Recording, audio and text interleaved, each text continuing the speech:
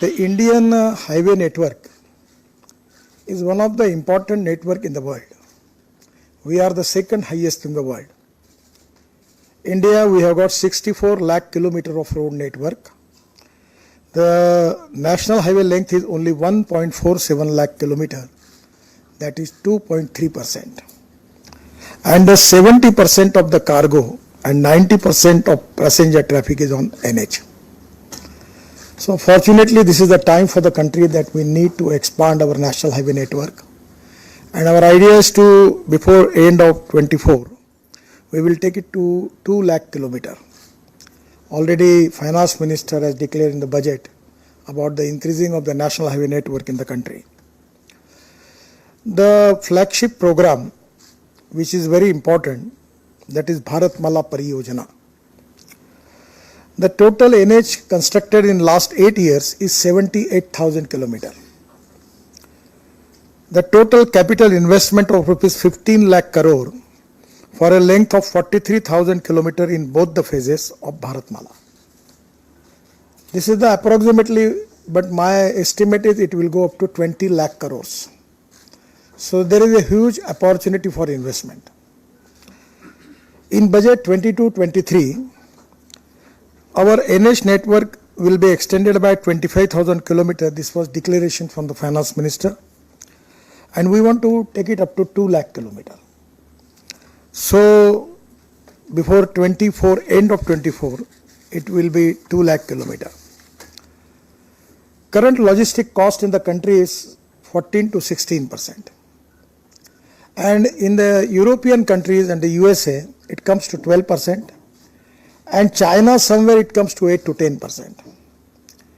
And somewhere, some part of the India, it can go up to 18%. So regarding our export, our trade and business, the most important challenge for the industry and business, that how we are going to reduce our logistic cost. That is the most important thing. And my target is to take it up to the 10%. It can be possible with your cooperation. Because our first priority is for waterways, second priority for railway, third for road, and fourth for aviation. So when I was a shipping and port minister, we developed a lot of waterways. Varanasi to Haldia, 1,350 km waterways is developed. Then from Haldia, the Bengal Sea is there. The Brahmaputra dredging is completed. Even at that time, with the request of Prime Minister of Bangladesh, we have go up to the Mungli in 250 km Brahmaputra in Bangladesh and complete the dredging. We have completed dredging in Barak River. Then already we have the seashore is available, and now 12 major port and 200 minor ports are there. Where I will request all of you that if you can plan for taking water transport, it is going to reduce the logistic cost. So we need an integrated approach for that. I understand that 100% water transport cannot be possible. So by going by a road, if the cost, for example, is 10 rupees, going by railway is 6 rupees, and going by waterways is 1 rupees. So this is very important, and I will request you that the FICCI should plan that how we can utilize the waterways, how we can increase the water transport, and that can be possible. We have Suzuki factory in Gurgaon, and we have other automobile brands available in Chennai. By Roro, Ropax, by special ships, we can take cars from Hyundai and other company which available in Chennai to Kandla, and by Kandla, by railway ticket to Punjab, Haryana and Delhi. And the same thing, from Maruti Suzuki car, we can take it here and we can take it to Chennai. Ashok Leyland factory is there. So I feel that this can be possible. This is win-win for all the stakeholders. The other important thing is with fuel. You see, this is one of the very, very important subject touching to my heart. मैंने तो तय कर दिया कि diesel और petrol को खत्म ही कर देना देश को, और ये हो जाएगा. ये कोई कठिन नहीं है, ये कठिन है पर असंभव नहीं है. Just to take the example, if you can go for LNG as a fuel for truck, if you are spending 100 rupees on diesel, the cost for LNG is 40 rupees. Now one of the company in Gujarat, they have already manufacturing manufacturing of LNG truck, and their capacity is for 1600 kilometer. With the 10 LNG pump station, they will manage whole country, and your cost of diesel will be reduced by 40%. Now we have the consumption of 4,000 crore liter of diesel for generator set. I will request the people of FICCI that because of my individual persuasion, now Kirloskar has given me the generator 100% on bioethanol. And the ethanol cost is 60 rupees and diesel cost is 110 rupees. And we are spending 4,000 crore liter of diesel for this IT towers for generator set. Then we are using in a construction equipment machinery, we are using diesel. Once I requested to Mr. the MD of JCB to make the JCB on CNG. I have my own tractor on bio CNG. Now we have 5 plants in Punjab and Haryana. They are making bio LNG and bio CNG from rice straw, that is popularly known as parali, is the biggest problem for pollution. And 5 ton of parali is giving 1 ton of CNG or LNG. It's a successful experiment. In the Panipat, Indian Oil has started the project where they are making 150 ton of biobitumen from parali per day and 1 lakh liter of bioethanol.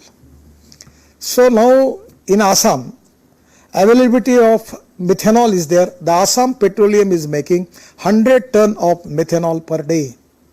Methanol rate is 22 rupees per liter and diesel is 110 rupees per liter. If you can convert your all truck transport and buses in Assam and Northeast on methanol, it will reduce the cost and pollution. The methanol is available there. Already government has started adding of 15% methanol in diesel in Northeast. So these are the lot of things. Even now we are going for hydrogen. This is the fuel for the future. We can use sewage water, and from sewage water we will make the clean water from that. And for the solid waste management we need segregation. The rooftop solar will be there, and only 1 crore cost you get the electrolyzer by which we can get green hydrogen. And my idea is to take the cost of green hydrogen with $1 per kg, and it will have a capacity of 450 kilometer per kilo. I have got hydrogen car, beautifully, very comfortable, and this is the future. So ethanol, methanol, biodiesel, bio-LNG, bio-CNG and electric and green hydrogen is the alternative fuel. It is import substitute, cost effective, pollution free and indigenous.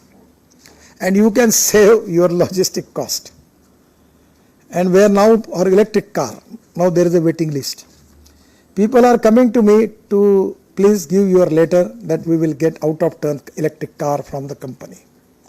The Indian company has increased their share in the automobile as compared with the foreign companies. And now we have 2-wheeler and 3-wheeler available in flex engine. Flex engine means you can use 100% bioethanol in place of petrol. You know that model Camry of Toyota, that is in flex engine with hybrid electric. Actually that model was that they have 60% petrol and they generate 40% electricity. Now the Toyota in next month going to launch all their models with 100% bioethanol and electric. By this the rate of the petrol will come 25 to 30 rupees per liter. Already the Bajaj, TVS and Hero have already manufactured flex engine scooter and a motorcycle. The auto rickshaw is available. In Pune we have 3 ethanol pumps are there, and ethanol is a green fuel. There was one problem, the caloric value of ethanol was less as compared with the petrol. So once somewhere in my noting I get information that in Russia there is a technology available where the caloric value of ethanol is equal to petrol. Because presently 1 liter of petrol equal to 1 liter 300 ml of ethanol. So I just call the scientist to India. I take the presentation. And after that I call Mr. Puri, Petroleum Minister. Mr. Vaidya, Chairman of Indian Oil, and Mr. Ram Kumar from the Research Director Laboratory in charge from Faridabad, Indian Oil. And they give the presentation. After the meeting, Mr. Vaidya was telling me, sir, the idea was very, very fantastic, but we are not sure about the success of it. तो मैंने उनको हिंदी में कहा, ये गाजर की पुंगी है, बजाओ, नहीं बजी तो खा लो, छोड़ दो. After 3-month trial, the Indian Oil has given me the report that this is successful. And now the government has accepted this, by which the caloric value of petrol is equal to ethanol. The petrol rate is 120 rupees per kilometer and ethanol rate is 60 rupees per kilometer. Ethanol is the fuel from the farmer, from the agriculture, which is going to boost our rural and agriculture economy. And our dream is to diversification of agriculture towards energy and power sector. I always telling to the farmers that अन्नदाता नहीं ऊर्जा दाता बनो. Make green hydrogen, ethanol, alternative fuel. Go for that. Your tractor परली से bio CNG बनाओ, उस पे चलाओ. It can be possible. मैं कोई भी ऐसी बात नहीं कह रहा हूं कि जो नहीं है. जिसको लगता है शंका वो मेरे पास आ जाए, मैं सब प्रूवन बता दूंगा अपने यहाँ. कोई हवा की बात नहीं कर रहा हूं. Everything is possible. And this is the time where we need cooperation from people like you. So first of all, by changing the fuel, you can reduce the logistic cost. Increase one of the problems which I am facing, I am making good roads. But actually our first priority is to waterways, second priority to railway, third priority to road, fourth to aviation. But there is some negative thing is happening continuously. Now the traffic is coming on the road. Whether I don't know I am doing correct or not. Because now the 90% of the passenger traffic is on the road and 80% the goods traffic is on road. The railway is reducing. This is not the good thing, but I am helpless. I cannot do anything. Actually, in the wider interest of the country, we need to use more railway, more waterways. But actually by making Green Express Highway, you can reduce the cost. Mr. Pathak was telling to me, you can reduce it. Now Delhi to Mumbai per car, it will take 12 hours. Now 3 days before I was in Mumbai for launching of double-decker electric bus of Ashok Leyland for BEST. So the Chief Minister was with me, and actually when I was Minister in Mumbai, I got appointed to construct 55 flyovers and Worli-Bandra ceiling project in Mumbai and Mumbai-Pune Express Highway. So at that time my dream was there to take it that express highway to connect it to Mumbai-Delhi corridor, going for Surat, Ahmedabad and Vadodara. So I give the proposal to Chief Minister that I am ready to construct the flyover connecting Worli-Bandra, after that Vasai-Virar to Delhi-Mumbai highway. The cost coming 50,000 crore, I don't have any problem. Only you give me two things.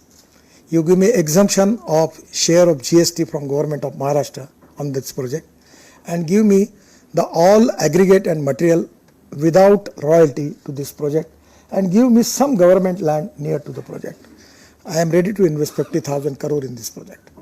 So by which it can be possible from Nariman Point to Delhi up to Connaught Place, it will be 12.5 hours, you will be there with car.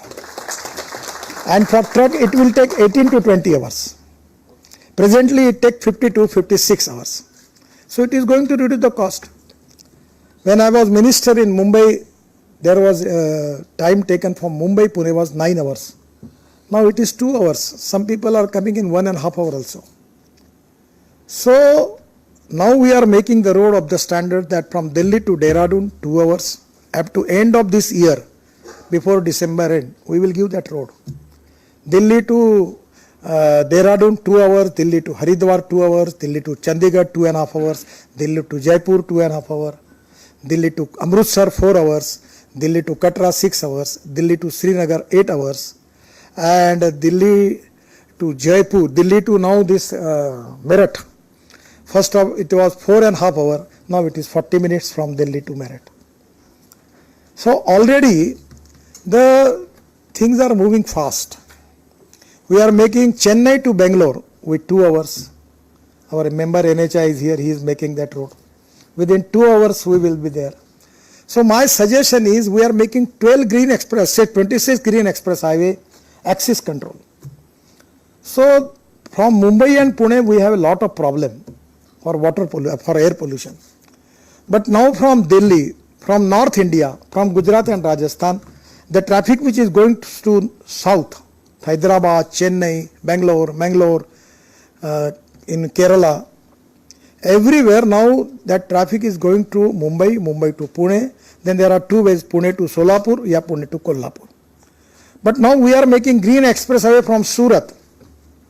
That's Surat to Nashik, Nashik to Ahmednagar to Solapur, and Solapur to Bijapur, and it going up to south.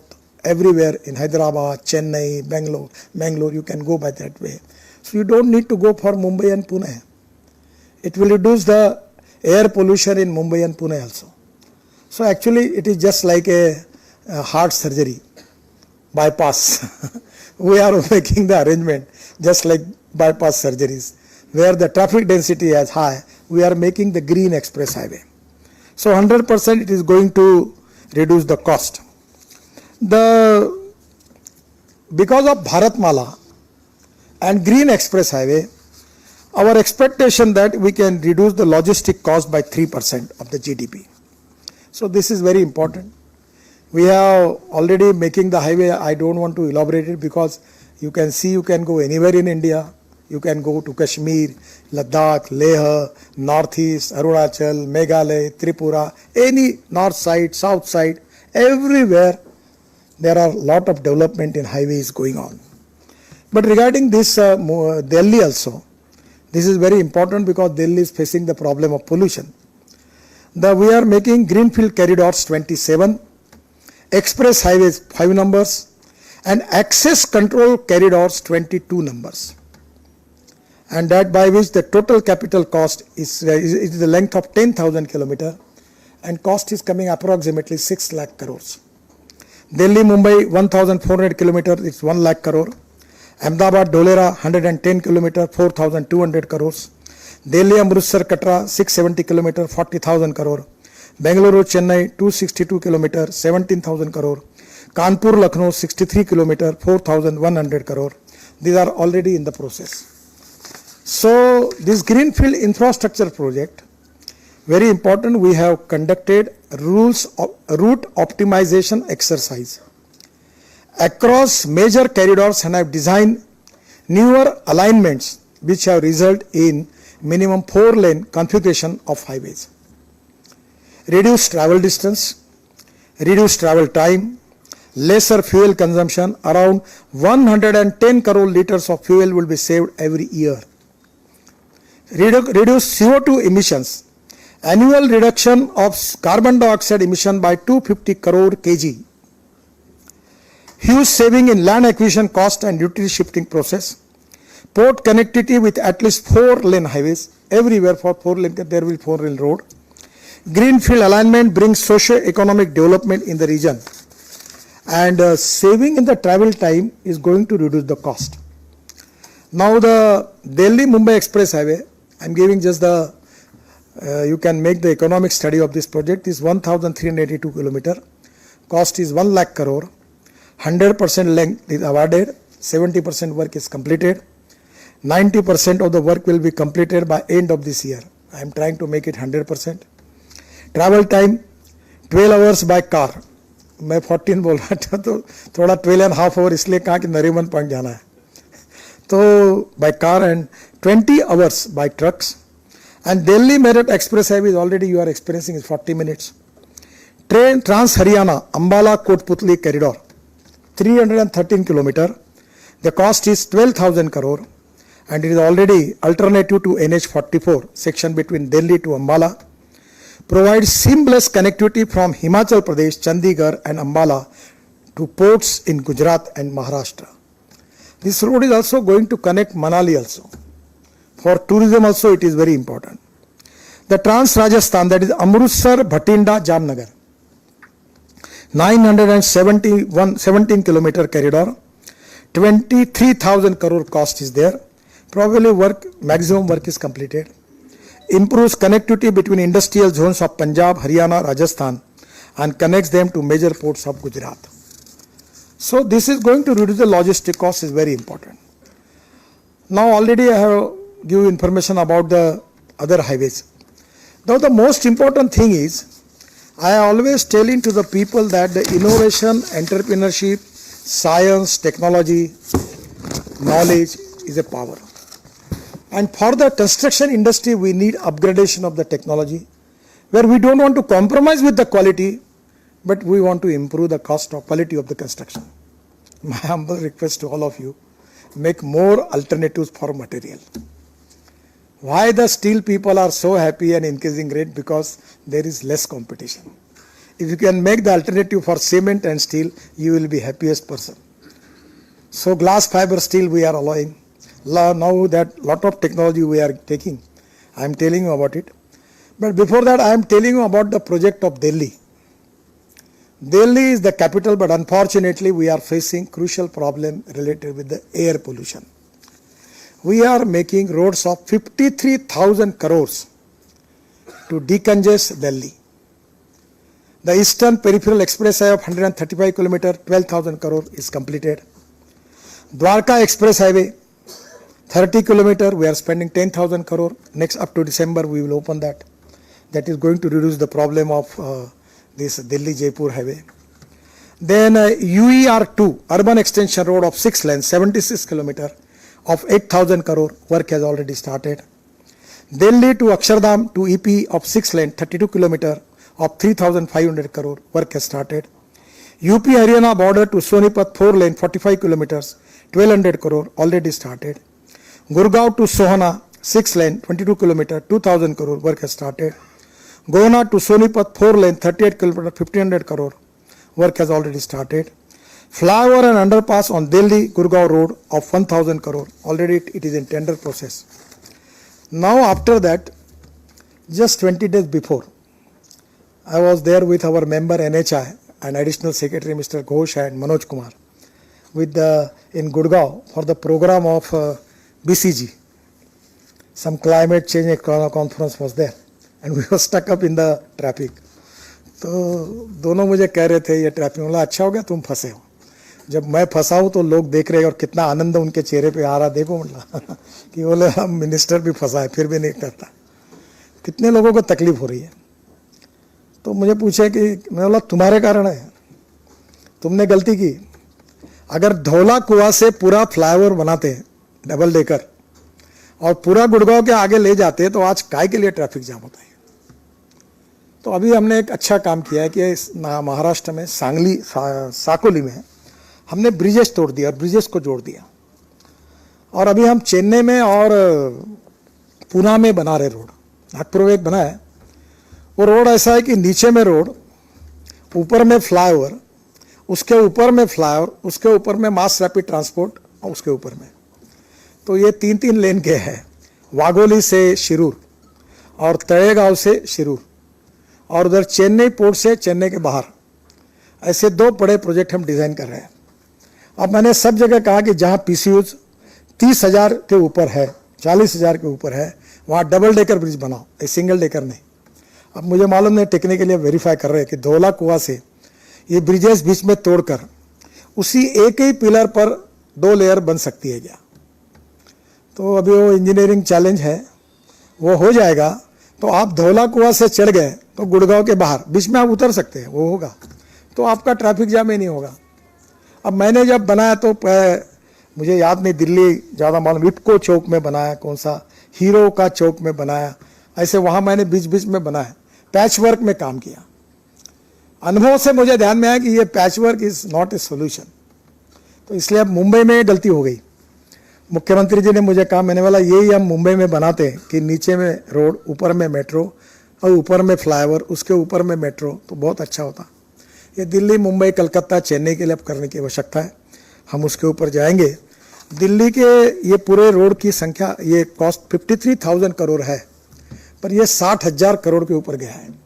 इसमें बाद में भी और project add किए हैं जिससे दिल्ली का pollution कम होगा. एक जो इम्पोर्टेंट चीज़ है जो इन्वेस्टमेंट की है, तो अब मेरी बात को गलत मत लो, मुझे कोई इन्वेस्टर के पीछे घूमने की जरूरत नहीं है. मैं नम्रतापूर्वक कह रहा हूँ, इन्वेस्टर मेरे पास आते तो मैं उनका स्वागत है. पर अब मेरे दिमाग में आया कि अब मैं गरीब लोगों के पैसे से रोड बनाऊंगा। और इसलिए हमारे पास 5-4 मॉडल हैं, एक बीओटी, एक हाइब्रिड एन्युटी, फिर एक ईपीसी, फिर एक टीओटी, और अभी हमने बनाया इनविट। अब हम जल्दी अगले महीने में कैपिटल मार्केट जा रहे हैं प्रोजेक्ट को लेकर, और वो सीबी के काफ़ी रिस्ट्रिक्शंस हैं, तो मैं 4 प्रोजेक्ट को लेके जा रहा हूँ। तो मैंने ये तय किया है, मैंने सुझाव दिया, सेबी के अप्रूवल किया है बात, कि कोई 10 लाख के ऊपर इन्वेस्टमेंट नहीं करेगा, और we will assure him return 7 to 8% monthly. तो जो छोटे छोटे सफाई कामगार, चपरासी, कांस्टेबल, कर्मचारी, पत्रकार, इनके पैसे से रोड बनाना। कल मैं हमारे यहाँ ट्री बैंक की योजना के लिए भूपेंद्र यादव जी के साथ मीटिंग, जो लेबर मिनिस्टर भी है, तो मैंने कहा 7 से 8% हम पूरा पैसा दे देंगे आपको, हमारे लिए तो रिटर्न इतना बहुत बड़ा हो गया। तो 10 लाख के ऊपर करेंगे, और फिर बाकी रहा तो आप लोगों के लिए रखेंगे, फिर उसके बाद बाकी रहा तो फॉरेन इन्वेस्टर को देंगे। अब मैं चाहता हूं कि हिंदुस्तान की रोड इंफ्रास्ट्रक्चर को गरीब आदमी का पैसा लगे और उसका बेनिफिट उसको मिले। तो infrastructure investment trust, new set of investors like mutual funds, insurance companies and pension fund हमने बनाया। We are formulating the new model to allow small investor to invest in infra projects. We will soon list InvIT on stock market so that retail investors can trade units of InvIT, offering an opportunity to the common citizen, poor people with low and middle income to invest in the infrastructure project through InvIT, assuring 7 to 8% monthly return. This is very important, क्योंकि bank के deposit पर ब्याज कम होते जा रहा है, जो retired लोग हुए उनके सामने समस्या है। Going for capital market and try करेंगे, अब ये ट्राई एंड एरर मेथड है, तो 10 लाख का शेयर पर पर्सन कोशिश कर रहे हैं। In the near future NHAI shall be monetising various road asset through a mix of InvIT and toll operate transport TOT, which shall provide returns to both institutional and retail investors. अब BOT भी बढ़ाएंगे। BOT इसलिए नहीं बढ़ाया कि बीच में सब ICU में थे वो बोले हम अब BOT कैसे भरेंगे। अब थोड़ी तबीयत सुधरी है, ICU के बाहर आए, कम से कम 30-40 लोग होंगे तो कंपटीशन होगी, 4-5 लोग होंगे तो कार्टेल कर लेते, होटल में बैठ के तय कर देते कि किसने कितने लेना, तो प्रॉब्लम आता है। तो अभी एक 20-25 लोग अगर बीड करने वाले आएंगे तो हम निश्चित रूप से ये BOT भी प्रायोरिटी देंगे। एक अच्छी योजना हमने बनाई है और उसमें आप लोग भी सहयोग करिए। वैसे मैं रोड वाला नहीं हूँ, मैं एग्रीकल्चर वाला हूँ, एग्रीकल्चर में ही मैं काम करता हूँ, एग्रीकल्चर ही मेरी पैशन है, गाँवों में ही काम करता हूँ। तो मेरा एक NGO है, मैं 13 साल से काम करूँ, उसको भी वर्ल्ड अवार्ड भी मिला है।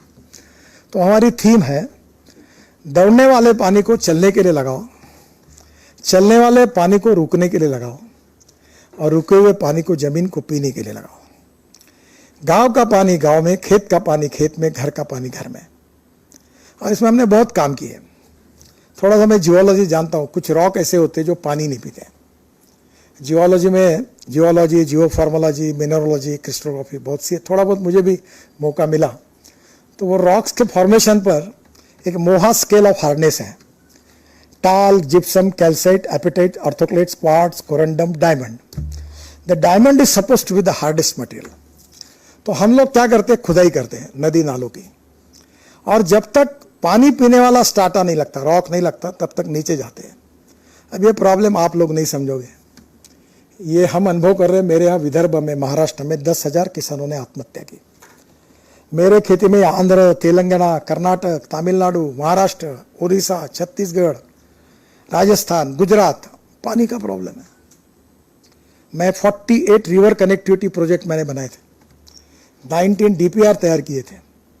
और रिवर कनेक्टिविटी योजना को मैंने कहा ये इन्वायरमेंट वाले बहुत तकलीफ देंगे, इसको रिवर कनेक्टिविटी मत बोलना, इसको बाढ़ प्रोटेक्शन योजना बोलना।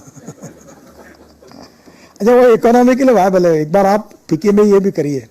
अभी ये पंचेश्वर है नेपाल में, एक 10 दिन पहले नेपाल के उप प्रधानमंत्री मेरे पास आए थे। मैंने कहा मैं आपको समझाता हूँ अनऑफिशियली, आप देखो पंचेश्वर के लिए 50,000 करोड़ रुपये लगते हैं, 6,000 मेगावाट पावर होती है। मैंने बोला आधा पैसा लैंड में तुम दे नहीं पाओगे, तुम्हारे लिए सब भारत सरकार करेगी, ऐसा प्रपोजल दो। और आप 2500 मेगावाट पावर लो। नेपाल को पावर कितनी लगती है? 2500 मेगावाट। पूरी पावर आप ले लो 2500 मेगावाट, उसका इनकम ही आपको मिल जाएगा। और पंचेश्वर के कारण उत्तर प्रदेश और बिहार के बाढ़ खत्म हो जाएंगे। तो सबको विन विन है। मैं जब था तो पंजाब, हरियाणा, राजस्थान, दिल्ली, उत्तराखंड, हिमाचल, गुजरात, महाराष्ट्र, कर्नाटक, तमिल खूब झगड़े थे। 1970 से 23 झगड़े थे, मैंने 16 सुलझाए। सब मुख्यमंत्री आते थे, बोलता था दरवाजा बंद कर, और बंद करके भी बोलता था जब तक तुम सोल्यूशन नहीं निकालोगे दरवाजा नहीं खुलेगा। आपको ताज्जुब होगा, 17 झगड़े मैंने मिटा दिए। ये पाकिस्तान और भारत का बंटवारा हुआ तो 3 नदियों का पानी पाकिस्तान में जा रहा, 3 को भारत को मिला। तो हमारे 3 नदियों का अधिकार का पानी पाकिस्तान जा रहा है। और इधर पंजाब, हरियाणा एक दूसरे से इतना झगड़ा करते कि पानी के लिए। पानी की कमी नहीं है। अभी हमने इंदिरा कैनाल जो बनाया, जिसको केवल कॉन्क्रीटिंग किया 2200 करोड़ का, तो राजस्थान के 9 डिस्ट्रिक्ट को पानी मिला है। पानी की कमी नहीं है। अभी ये पोलावरम जो बना है, मेरे समय में 60,000 करोड़ का बहुत मैंने मदद की। कालेश्वर बना, काफ़ी तेलंगाना का पानी का प्रॉब्लम सॉल्व हो सकता है, और इसमें से हाइड्रो पावर भी आ सकती है। और 1 एकड़ में पानी ड्रिप इरिगेशन से जाएगा तो 2.5 गुना उत्पन्न बढ़ सकता है। तो आज इंफ्रास्ट्रक्चर में ह्यूज अपॉर्चुनिटी है, वो इरिगेशन में है। उसके भी पोटेंशियल को आप जरूर कभी निकालिए। ये अमृत सरोवर हमने बनाया। अकोला में एक पंजाबराव कृषि विद्यापीठ है, मैंने उनको 1 रुपया खर्चा नहीं हुआ। जहाँ रिकॉर्ड हुआ ना 75 किलोमीटर का, वहाँ 36 तालाब बनाए हमने फुकट में। और जो 450 एकड़ इरिगेशन था वो 10,000 एकड़ हुआ। 22,000 कुएं रिचार्ज हुए। और जहाँ किसान आत्महत्या कर रहे थे वहाँ नीम के पेड़ लगे और कड़ू नीम के पेड़ लगे, और बढ़िया इरिगेशन बढ़ा, इनकम बढ़ा, और परिस्थिति बदल गई। 1 रुपए की इन्वेस्टमेंट।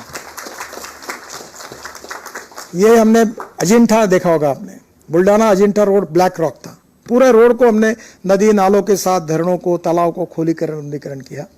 हमने स्कीम बनाई कि हमारा रोड कॉन्ट्रैक्टर जो एग्रीगेट यूज होता है वो वहाँ से निकालेगा और रोड में यूज करेगा, उसके पैसे से। रॉयल्टी सरकार को नहीं देगा। आम के आम, गुठली के दाम, फुकट में काम हुए। तो आप रेलवे में, इरिगेशन में, सब जगह ये हो सकता है, वाटर कंजर्वेशन। और ये अगर हो गया तो देश का सिंचाई बहुत बढ़ जाएगी। और इसलिए ये एक इम्पोर्टेंट इनिशिएटिव जो हमने लिया है। बाद में इसके साथ साथ टूरिज्म की कनेक्टिविटी भी हमने ली है। टूरिज्म या ऐसा फील्ड है जिसमें 49% कैपिटल इन्वेस्टमेंट एम्प्लॉयमेंट पोटेंशियल पे खर्चा होती है। मैं फिर से फिक्की को रिक्वेस्ट करूंगा। अब रोड पर मैं बहुत बोल चुका हूँ, यहाँ आता हूँ, अब मैं ज़्यादा क्या बोलूँगा, वो सब आप देखते ही हो। अब आप अगला सेमिनार लो, पब्लिक ट्रांसपोर्ट और इलेक्ट्रिसिटी में ropeway, cable car, funicular railway, bus port, airport जैसे पार्किंग प्लेसेस, लॉजिस्टिक पार्क, और ये public transport system on electricity बनाना चाहता हूँ। और डॉफल मेयर ने फिलीपाइंस में एक बनाई है, हवा में चलने वाली डबल डेकर बस। मैंने मुंबई में प्रपोज की, अभी कोई लैंड नहीं, कुछ नहीं। अब धौला कुआं से मानेसर मैं बनाना चाहता हूँ। सरकार के पैसे की जरूरत ही नहीं है, 22 का IRR है और रोड मेरा ही है। वो हाइपरलूप वाले मिले तो मैंने आओ ना, आपको बुलेट ट्रेन बनाना हाइपरलूप है, मैं 24 घंटे के अंदर लैंड देता हूँ दिल्ली मुंबई, आप करो। अब रोड इज रेडी। मैं ई हाईवे बनाना चाहता हूँ। अभी इलेक्ट्रिक ट्रक आ रहा है, इलेक्ट्रिक बसेस आ रही है। अब 6 महीने में देखो 50,000 बसेस हिंदुस्तान में आएगी, डबल डेकर बसेस आएगी, लग्जरी बसेस यूरोप की जैसी इलेक्ट्रिक पर। तो उसमें ये रोपवे, केबल कार, अभी 165 प्रपोजल मैं मंजूर कर रहा हूं। कॉन्ट्रैक्टर नहीं, जॉइंट वेंचर नहीं, टेक्नोलॉजी नहीं, make in India, made in India, इसमें आप आओ, बहुत से वर्ल्ड की टेक्नोलॉजी को ले आओ, और इसमें कितना बड़ा काम हो सकता है। इससे टूरिज्म बढ़ेगा। अभी हम राम वनगमन मार्ग 258 किलोमीटर 5,000 करोड़ काम चालू किया। राम जानकी मार्ग 436 किलोमीटर 2,000 करोड़ यूपी और बिहार में काम चालू हो गया। ब्रज कोसी, ये मथुरा में हम लोग जो प्रदक्षिणा होती है वो 84 कोसी परिक्रमा मार्ग 235 किलोमीटर 4000 करोड़ अभी स्टार्ट कर रहे हैं। Ayodhya ring road 67 kilometre 4500 crore start हो गया। बुद्ध सर्किट, पूरे वर्ल्ड के भगवान बुद्ध हमारी विरासत है। ये उत्तर प्रदेश और बिहार में सब स्थान है। और ये बुद्ध सर्किट में हमने 419 करोड़ 20,000 करोड़ का लगभग कंप्लीट किया है। पूरे south east Asia, Indonesia, Malaysia, China, Thailand इतने टूरिस्ट आते हैं। वाराणसी इंटरनेशनल एयरपोर्ट बन गया। तो ये बुद्ध सर्किट, 4 धाम प्रोजेक्ट, पूरे साल भर आप जा सकोगे। बद्रीनाथ, केदारनाथ, गंगोत्री, हमने वहां रोपवे का भी काम शुरू कर रहे हैं। और वहां कितने होटल्स, रेस्टोरेंट्स 3 गुना बढ़ेंगे। मैं भी चुनाव के प्रचार के लिए गया था, तो मुख्यमंत्री के कॉन्स्टिट्यूशन में था, तो उन्होंने बड़े अभिमान से कहा, नितिन जी आपको पता नहीं हमारे यहाँ कितने टूरिस्ट आ रहे हैं। कितने आ रहे हैं? तो भाषण दे रहे थे। बोले 12 फ्लाइट्स आती है रोज दिल्ली से, इतने टूरिस्ट आ रहे हैं। मैंने भाषण में, चिंता मत कर, दिसंबर के बाद एक भी फ्लाइट नहीं आएगी। अब मुंबई से पुणे 10 फ्लाइट आती थी जेट एयरवेज में, एयर इंडिया, अब एक भी नहीं आती है। क्योंकि 2 घंटे में देहरादून जाएंगे तो यहाँ से एयरपोर्ट जाओ 1 घंटा, फिर वहाँ 1 घंटा बैठो, फिर जाने के लिए 1.25 घंटा, फिर घर जाने के लिए 1 घंटा, 5 घंटे के बजाय 2 घंटे में घर पहुंचेंगे तो कौन जाएगा एयरपोर्ट। तो आने वाले समय में होटल्स, रेस्टोरेंट्स, रिसोर्ट्स ये सब वहां बढ़ेंगे। ये प्रोजेक्ट भी अभी चालू हुआ। महाराष्ट्र में हम पालखी मार्ग बना रहे, देहू आळंदी का 12,000 करोड़ का, काफी काम 570 किलोमीटर पूरा हुआ है। फिर कैलाश मानस सरोवर थ्रू पिथौरागढ़ 90% काम पूरा हुआ है। -6 डिग्री और -8 डिग्री में वहां काम चल रहा है। मिग 26 के हेलीकॉप्टर से मशीन वहां लेके गए थे। बहुत कठिन काम है, बहुत ही प्रतिकूल स्थिति में है। तो मैं तो हेलीकॉप्टर से भी जाने की हिम्मत नहीं करता, क्योंकि मुझे ऑक्सीजन के बारे में बहुत डर लगता है। तो आज वहां हमारे लोग काम कर रहे हैं। जुआरी ब्रिज गोवा का, आप देखो जरा एक बार, इतना सुंदर बना है। उसके ऊपर व्यूअर गैलरी बना रहे हैं और कैप्सूल लिफ्ट से ऊपर जाएंगे, पूरा गोवा दिखेगा। स्टेट ऑफ आर्ट प्रोजेक्ट है। बेट द्वारका, जो ओखला सिग्नेचर ब्रिज बना रहे हैं द्वारका में। तो मैं आपको यही कहूँ, नर्मदा में एक ब्रिज अच्छा डिजाइन करके बना रहे हैं। तो उसमें काफी बड़े प्रमाण पर एस्थेटिक है। मैं आपको एक बता दूं, मुझे बड़ा आनंद है इसमें। मैं एक नागपुर में फाउंटेन बना रहा हूँ। अभी कल 24 तारीख को उसका पहला पायलट इनॉग्रेशन है।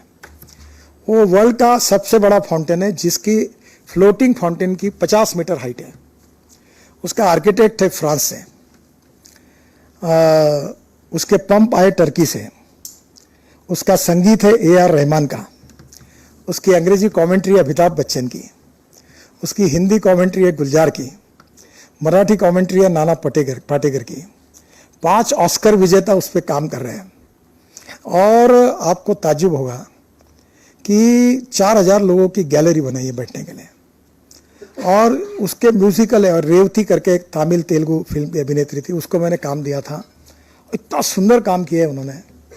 स्टेट ऑफ आर्ट प्रोजेक्ट है। उसके बाजू में मैंने 12 मंजिले बिल्डिंग बनाई, 1100 गाड़ियों का ऑटोमेटिक पार्किंग, और तीसरे मंजिले से 30,000 स्क्वायर फुट का फूड मॉल, 12वें मंजिले पर 4 मल्टीप्लेक्स, और 13वें मंजिले पर रिवॉल्विंग रेस्टोरेंट।